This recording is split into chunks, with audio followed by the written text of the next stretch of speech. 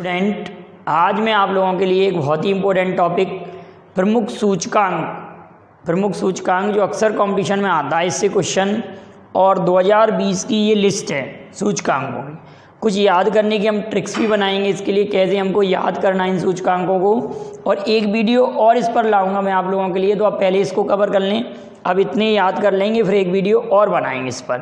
ध्यान से समझिए, पहला लिखा हुआ है ग्लोबल एनिमल प्रोटेक्शन इंडेक्स।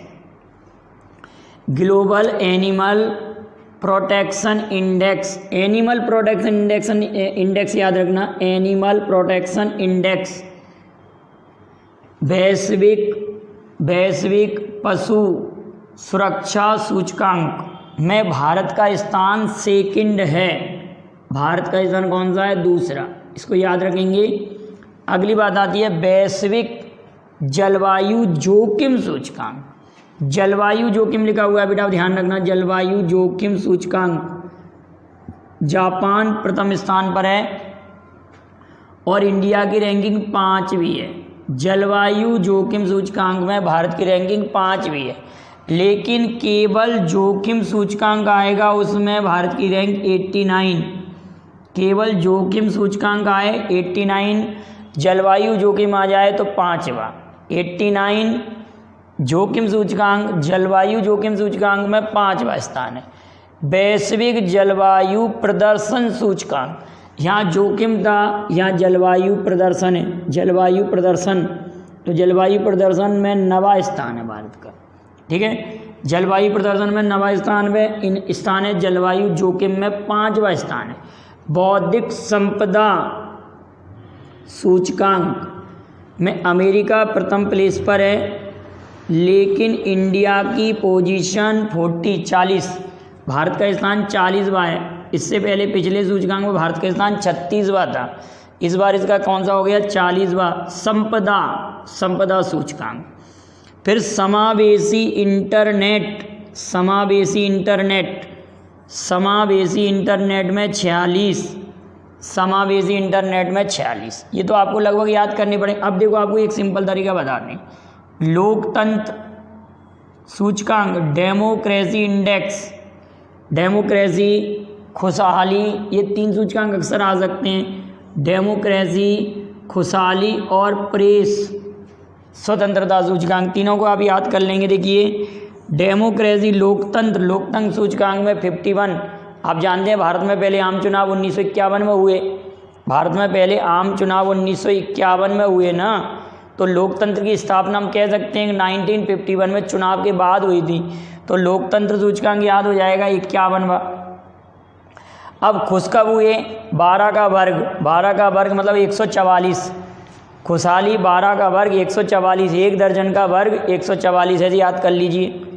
और प्रेस स्वतंत्रता में 2 कम, प्रेस स्वतंत्रता में कितना है? 2 कम, तो 142वां हो गया।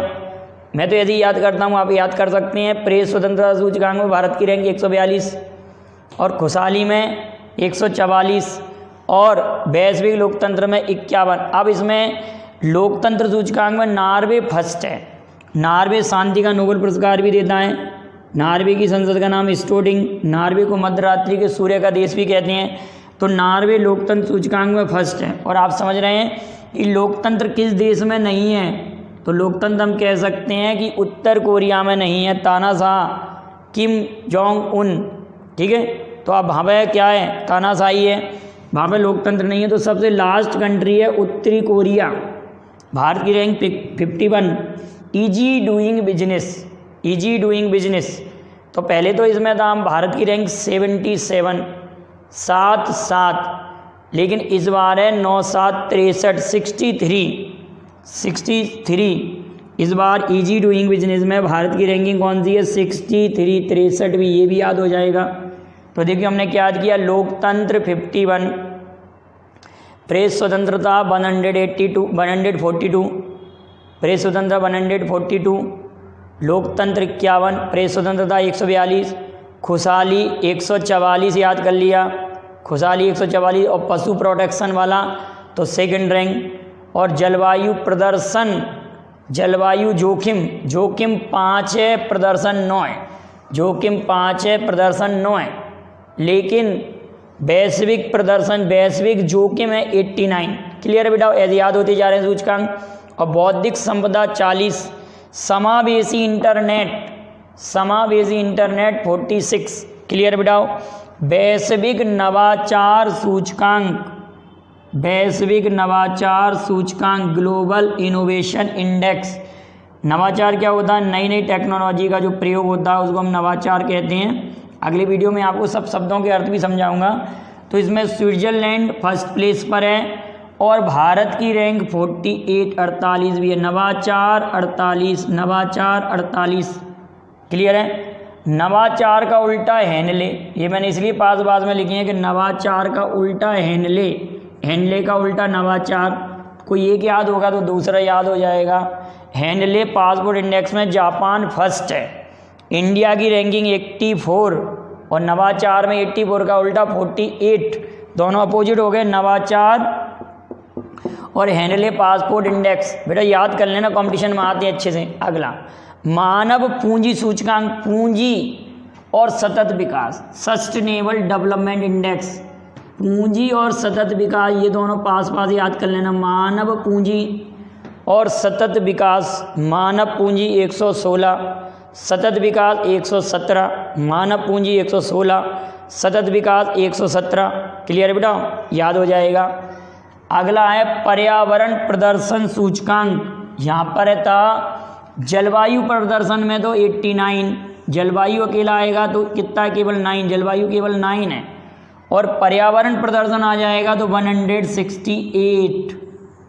पर्यावरण प्रदर्शन में डेनमार्क फर्स्ट है, भारत की रैंक 168। जलवायु प्रदर्शन में 9 है, पर्यावरण प्रदर्शन में 168 है। पर्यावरण प्रदर्शन में 168 और जलवायु प्रदर्शन में 9। क्लियर है बेटाओ। Global gender gap index, global gender gap index 1 दर्जन से ये भी याद हो जाएगा 12, लेकिन 112 होना चाहिए। WEF वर्ल्ड इकोनॉमिक फोरम ये रिपोर्ट जारी करती है। तो ग्लोबल जेंडर गैप इंडेक्स में 112वीं भारत की रैंकिंग है। बार पे आप पढ़ेंगे याद हो जाएगा। वैश्विक आर्थिक स्वतंत्रता सूचकांक, देखिए एक हमने पढ़ा था प्रेस स्वतंत्रता प्रेस स्वतंत्रता में 142 और वैश्विक आर्थिक स्वतंत्रता में हांगकांग फर्स्ट है, इंडिया 105, आर्थिक स्वतंत्रता इंडिया 105। और वैश्विक जोखिम क्लियर हो गया, जलवायु जोखिम 5 और वैश्विक जोखिम 89 हो गया। सामाजिक बदलाव इंडेक्स में डेनमार्क फर्स्ट है, सामाजिक बदलाव इंडेक्स में डेनमार्क फर्स्ट है और भारत की रैंकिंग 76।